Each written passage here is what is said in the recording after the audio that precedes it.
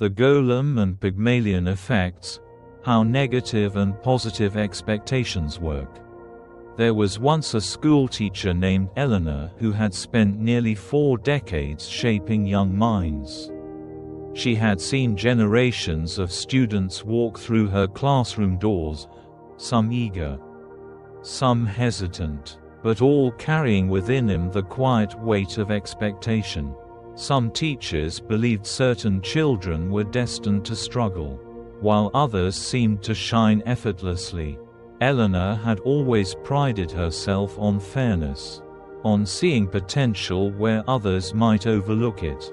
But one year, she encountered a boy named Daniel, and without realizing it, she became part of an invisible experiment, one that would teach her more about expectation than any lesson plan ever could. Daniel was quiet, withdrawn, his eyes often fixed on the floor rather than the chalkboard. His previous teachers had left notes in his file. Slow learner. Needs extra help. Not likely to excel. Eleanor, despite her best intentions, felt the weight of those words settle over her like a shadow. She found herself speaking to him more slowly, simplifying instructions, bracing for the struggle she'd been told was inevitable. And sure enough, Daniel struggled. His grades slipped. His confidence waned. The more she anticipated difficulty, the more difficulty seemed to find him.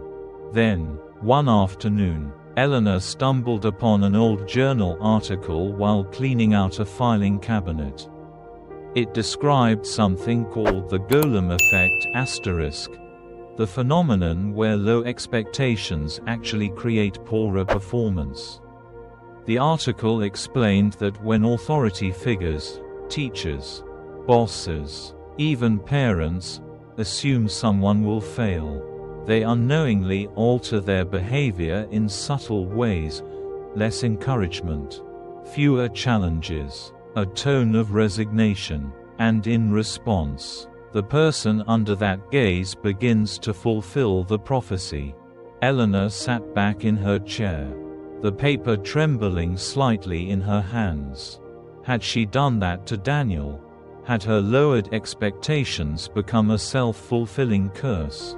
That night, she made a decision. The next morning, she approached Daniel differently. She looked him in the eye and said, "I think you're capable of more than you've been shown." She gave him harder problems, not to intimidate him, but to signal her belief that he could solve them. She praised effort, not just success. And slowly, something remarkable happened. Daniel began to lift his head. His answers came quicker. His work grew sharper.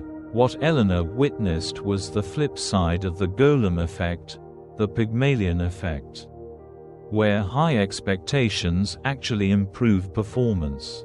Just as doubt can chain potential, belief can unlock it. The mind is a powerful echo chamber. It mirrors back what it hears most often.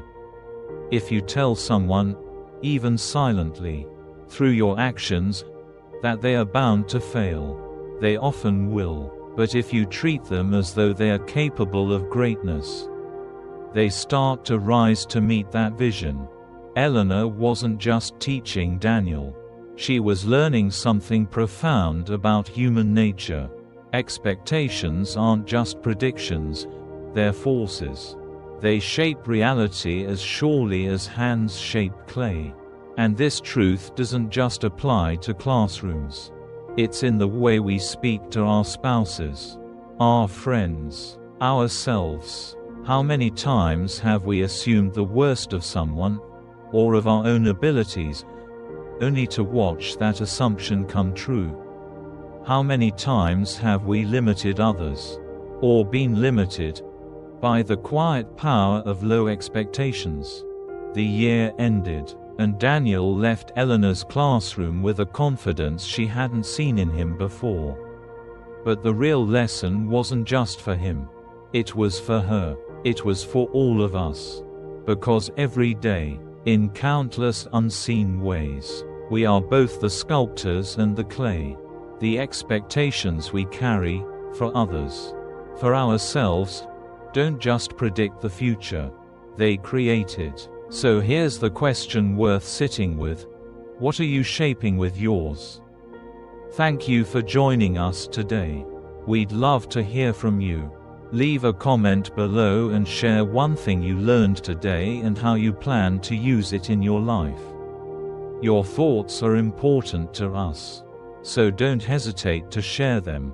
Reading your comments gives us great motivation and encouragement. If you enjoyed this video and found it helpful, please like, subscribe, and share. Your support helps us continue creating good content to inform and inspire you. Thanks for watching, and we look forward to seeing you in the next video.